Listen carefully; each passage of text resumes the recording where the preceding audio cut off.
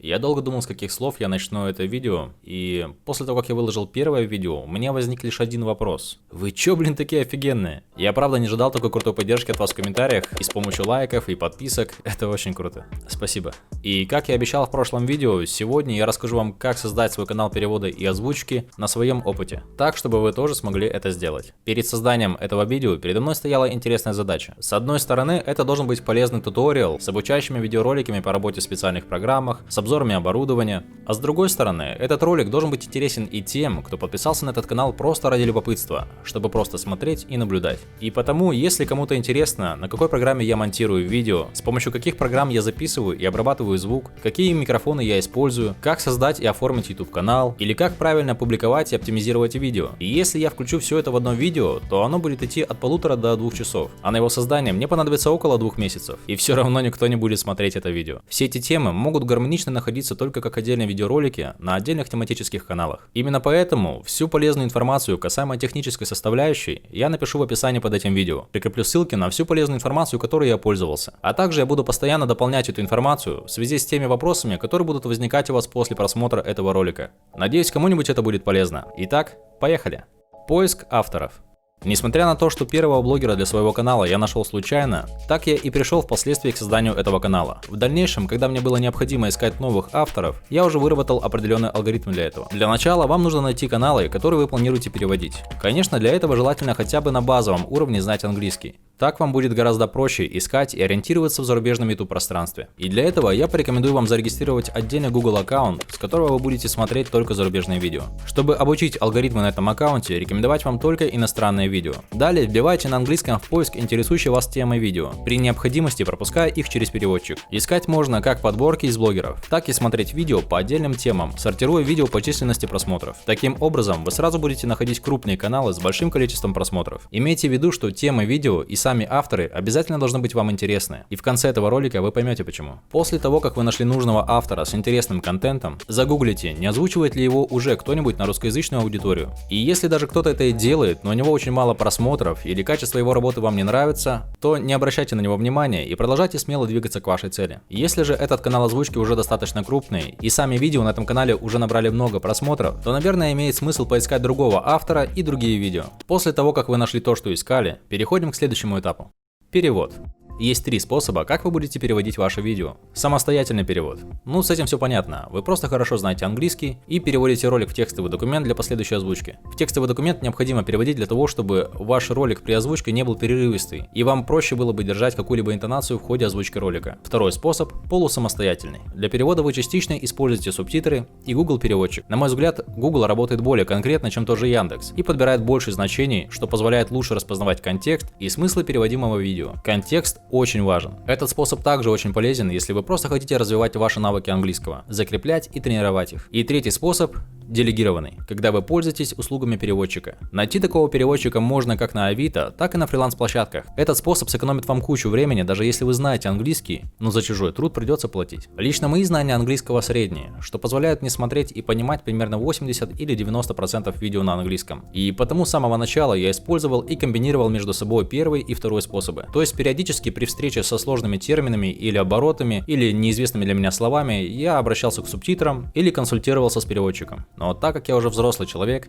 и у меня есть своя основная работа, то я начал пользоваться все чаще третьим способом. И иначе ролики бы выходили гораздо реже. Я просто бы не находил для этого времени и энергии, потому что на озвучку и монтаж нужно около 1-2 дней. И я просматриваю видео в оригинале, и если мне оно кажется интересным, то я отправляю это видео переводчику. И впоследствии в течение 1-2 дней получаю текстовый документ с таймингом для озвучки. Далее я проверяю проделанную работу на ошибки в переводе и формулировках относительно контекста. С одними переводчиками я тратил по 2-3 часа на исправление всех ошибок и в итоге жалел, что доверился, а с другими получал действительно качественную работу. Перевод выполнен. Переходим к следующему этапу.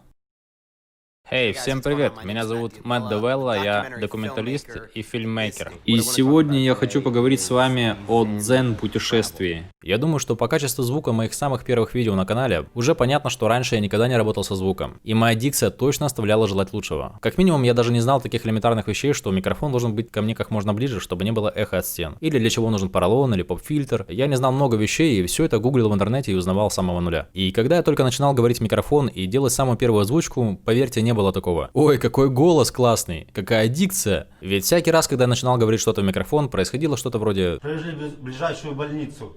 Началась родовая деятельность. Нужно понять одну очень важную вещь. Поначалу твой голос по-настоящему будет тебя бесить и раздражать. Это как с фотографией или видео. Мы очень редко нравимся себе на фото или видео, потому что каждый день мы видим себя в зеркале отраженными. И потому, когда вы только начинаете себя снимать на фото или видео, к этому нужно привыкнуть. С голосом точно так же. Нам очень редко нравится свой собственный голос на аудиозаписи, потому что сами себя мы тоже каждый день слышим по-другому. Этому даже есть какое-то научное объяснение. Если найду, оставлю ссылку в описании. Также я смотрел и много других каналов перевода и озвучки, где были классные дикторы, классные голоса, прекрасная озвучка. А когда я смотрел на YouTube, как работают актеры дубляжа для фильмов, я вообще думал, что я вообще здесь делаю? Возникает некий синдром самозванца. Мол, чувак, ты здесь вообще не к месту, ты слаб для этого. Поначалу я вообще думал, что у меня ужасный голос. И возможно так оно и было. И конечно я понял, что нужно начинать работать над собой, учиться управлять своим голосом, тренировать свою дикцию. Лично я не очень люблю всякие эти упражнения для развития дикции, хоть это и важно, потому использовал самый простой, понятный и уже проверенный способ. И я прочитывал вслух весь переведенный текст до начала записи голоса, будто бы я уже записываю озвучку. Это помогало разогреть все необходимые мышцы лица и немного подготовить голос. И далее я просто делал ролик за роликом, работая над ошибками и каждый раз пытаясь сделать чуть-чуть лучше. Периодически вы будете ошибаться, запинаться и делать по несколько дублей одного слова, каждой фразы или целых абзацев, а то и всего текста, бракуя предыдущий материал и начиная все заново. И это нормально. Даже профессиональные актеры дубляжа постоянно запинаются, ошибаются, невнятно проговаривают какие-то слова, и каждый раз перед началом работы, перед началом нового рабочего дня разогревают свой голос, тренируют свою дикцию, постоянно работают над своим улучшением и поддержанием того уровня речи, которого они достигли. Поэтому позвольте себе ошибаться в начале и просто пытайтесь стараться так, как вы можете стараться на данный момент времени. Дайте себе время и право на совершение ошибок.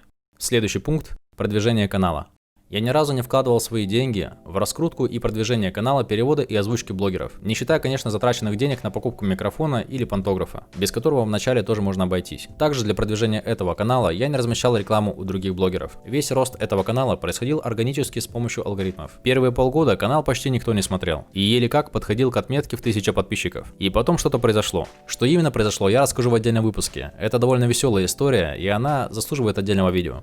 Нужно ли спрашивать разрешение у авторов? Представьте на секунду, что вы создаете свой контент, и кто-то другой в другой стороне вдруг решил переводить вас и озвучивать на язык этой страны. И как бы подумал я, меня будут знать за пределами моей страны. Блин, это же офигенно. Да и по логике, какой адекватный автор откажется от рекламы своего контента за пределами страны, в которой из-за языкового барьера о нем бы и так ничего не узнали бы. А те, кто хорошо знает язык, подпишутся по ссылке в описании, перейдя на первоисточник. Все логично. Но на практике происходит не всегда так. Попадаются авторы, которым по какой-то причине это может не понравиться, и они могут легко пожаловаться на вас, и видеоролики или даже ваш канал может быть заблокирован в любой момент. Но или в лучшем случае автор вежливо напишет вам на почту и попросит не дублировать его контент на другом языке. Конечно же, с моей стороны правильно будет вам сказать, что изначально вы должны написать автору на email, попросить у него разрешения на перевод и озвучку его контента, и только в случае его положительного ответа вы должны начинать переводить его видео. Но в реальной жизни все работает немножко не так. Изначально, когда вы ноунейм, когда у вас нет канала, и сам автор может в принципе проигнорировать ваше сообщение, потому что представьте, сколько ему в месяц может приходить таких сообщений и из России, и из других стран, и сколько уже могло быть совершено неудачных попыток, то есть сделали 1-2 ролика и на этом закончили. Устали, перегорели, надоело. Что угодно. И автор популярного канала, скорее всего, это тоже понимает. И нужно большое терпение, чтобы дождаться того момента, когда канал по-настоящему начнет расти. И далеко не всем это свойственно. Поэтому ваши сообщения могут просто проигнорировать. Потому совет, который я вам не дам, это начинать пробовать переводить сначала, вырастить канал, не бояться каких-то банов. Главное правило при использовании чужого контента – всегда оставляйте ссылки на первоисточник. Если вы оставляете ссылки на первоисточник, то сам автор в случае обнаружения своего контента на другом языке, скорее всего, будет гораздо более лоялен к вам. И также, возможно, к вам будет более лояльный модератор YouTube в случае возникновения каких-либо споров. Но даже это не спасет ваш канал, если по какой-то причине сам автор вдруг передумает и решит заблокировать видео на вашем канале. Монетизация. И вот я перешел к самому интересному для многих пункту. Итак, сколько же денег я заработал за все 1,5 года существования канала перевода и озвучки? На данный момент общее число просмотров на канале составляет более 6 миллионов, а самые популярные ролики на канале собрали 800, миллион и 1 200 000 просмотров. Итак, общий доход от монетизации YouTube составил...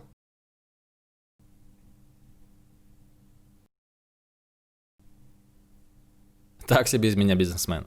Все дело в том, что примерно 16 или 17 года YouTube запретил монетизировать подобный контент, так как он не попадает полностью под определение такого понятия, как авторский контент. И, кстати, вам даже откажут в запросе на получение серебряной кнопки YouTube или любой другой кнопки. Также у меня около года под роликами были размещены ссылки на донаты, и за все время, примерно за год, лишь один человек перевел мне 100 рублей. Друг, если ты смотришь это видео, спасибо тебе, это было приятно. И вот мы подобрались к единственному способу монетизации данного канала – рекламная интеграция. Стоимость одной рекламной интеграции для канала перевода и озвучки примерно как у меня, с такой же возрастной аудиторией, составляет примерно от 5 до 15 тысяч рублей. Много зависит от типа рекламы и ее общего количества. Первая интеграция появилась после полугода работы, и стоили они не 5 тысяч, а гораздо меньше. Главный прикол в том, что лично я за все время существования канала заработал около 25 или 30 тысяч рублей. Я не сильно заморачивался над поиском рекламодателей. Большую часть рекламы, которая была на канале, это были мои друзья, знакомые или какие-то мои проекты. И скажу так, что бешеных продаж эта реклама не принесла. Но в целом, если вы стабильно будете выкладывать новые видео, выпускать ролики примерно 3-4 раза в месяц, активно искать рекламодателей, то вы будете примерно зарабатывать от 15 до 60 тысяч рублей. Но в среднем для такого же канала это будет примерно 25 или 30 тысяч. Так как действительно стоящие рекламные предложения не всегда будут выстраиваться к вам в очередь. Но в дальнейшем, с ростом канала, заработок может увеличиваться. И да, мне, конечно же, приходили рекламные предложения от известных букмекеров, сомнительных игровых сайтов, Raid Shadow Legends и другие подобные предложения. Но что рекламировать или не рекламировать у себя на канале, наверное, это личный выбор каждого. Подведем итоги. Первое. Важно понимать, что при создании канала перевода и озвучки вы всегда будете зависеть от других авторов, создающих этот контент. Это не повод, чтобы не заниматься этим, но взвесить все риски и брать в расчет этот фактор, я думаю, все-таки стоит. Это также одна из причин, по которой я решил создать свой личный канал. Это мой контент, который делаю лично я, и его никто не заблокирует. Второе. Все, чему я для этого научился, монтаж, работа со звуком, работа с микрофонами, работа с YouTube-каналами, я научился благодаря таким же бесплатным роликам в интернете. Я не покупал для этого специальных курсов, хоть ничего против этого не имею. Самое главное, что мне нужно было сделать, это набраться терпения и правильно задавать вопросы в поисковую строку. Кстати, об этом будет одно из следующих видео на канале. Третье. Любое начинание на первых порах будет даваться вам тяжело. Так же, как и сейчас, мне не очень просто даются эти видео, также поначалу мне было непросто с каналом перевода и озвучки. Но у меня для вас есть хорошая новость. Чем больше вы будете это делать, тем легче вам будет, и тем больше вы будете в этом разбираться. И последнее. Навряд ли это самый лучший способ разбогатеть. И отсюда, наверное, можно сделать самый главный вывод. Вся эта история, скорее всего, не столько про деньги, сколько про то, что вам должно резонировать то, что вы делаете. То есть этот контент по какой-либо причине должен быть интересен вам самим настолько, чтобы вы были готовы делать это бесплатно, в свободное от основной работы время, пока это не станет вашей основной работой, приносящей доход. И, наверное, это один из самых главных ключей к успеху в том, чем бы вы ни занимались в жизни.